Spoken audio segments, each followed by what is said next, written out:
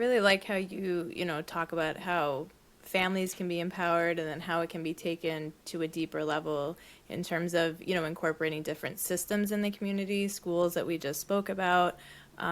You've mentioned law enforcement. So, I am curious. Last season we spoke about defunding the police and really reallocating essential resources so we can better serve communities. Your website actually references a collaboration with the U.S. Department of Justice Cops Department. So I was curious, can you tell us more about that? And, do you see any law enforcement departments that are kind of raising the bar in hate crime prevention and working with communities to improve this?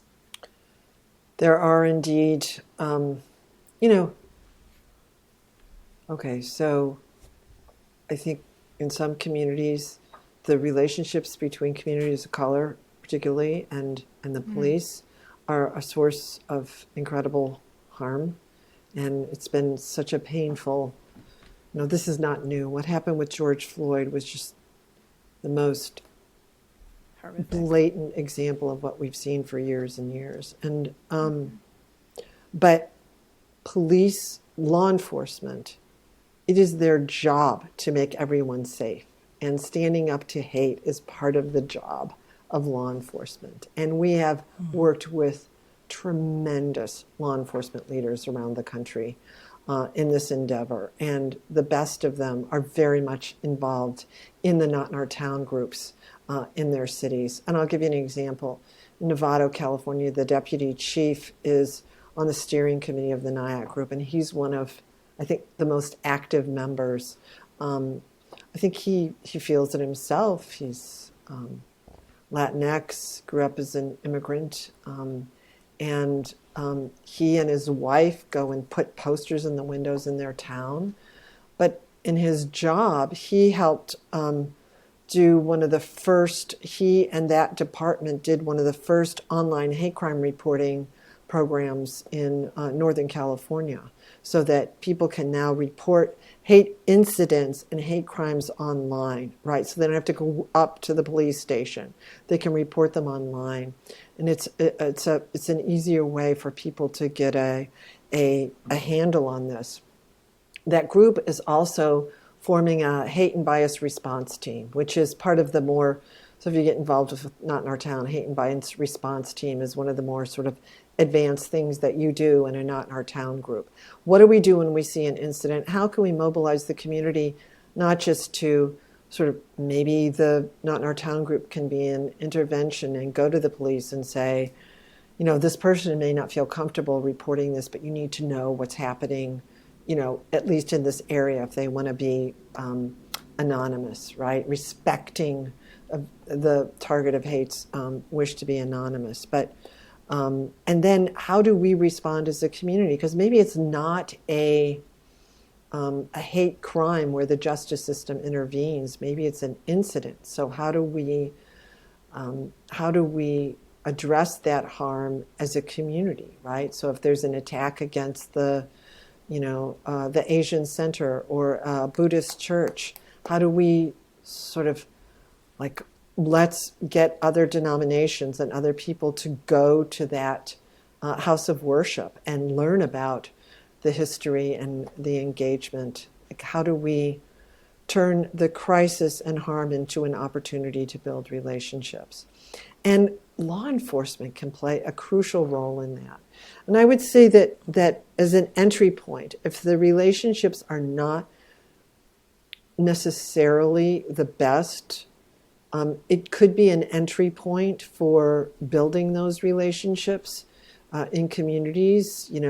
The parent group, for example, in Long Island, didn't have a particular relationship with the police chief. And then they went to them and said, we're forming a Not in Our Town group. He went online and he saw all these resources for law enforcement. So with the COPS office, we created a set of resources to help law enforcement groups work with their communities to prevent hate crimes. And we provided examples of those methods. What can you do? And the original police chief in Billings is the perfect example.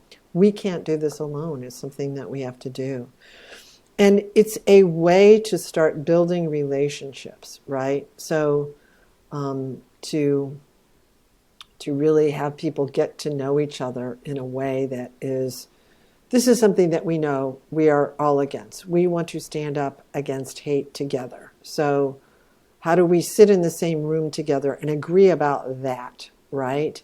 And begin that relationship building that hopefully can address some of the other issues that emerge, you know,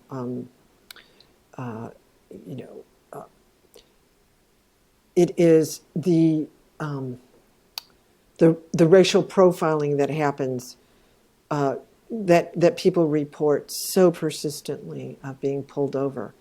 There's also racial profiling in the neighborhoods. So there are, the incident in Central Park that we all know about, right? Sort of like weaponizing the relationship with police.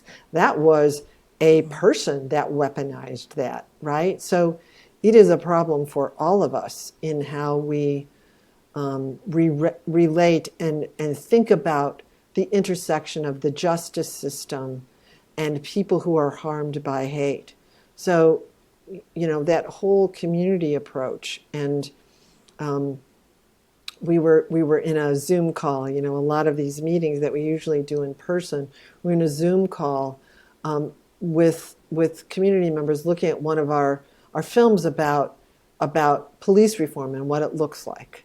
And in that Zoom call, one of the participants, who's a young black leader in one of the colleges in Illinois, he said, one of my biggest problems is I'm walking down the street here and the neighbors call the police on me, right?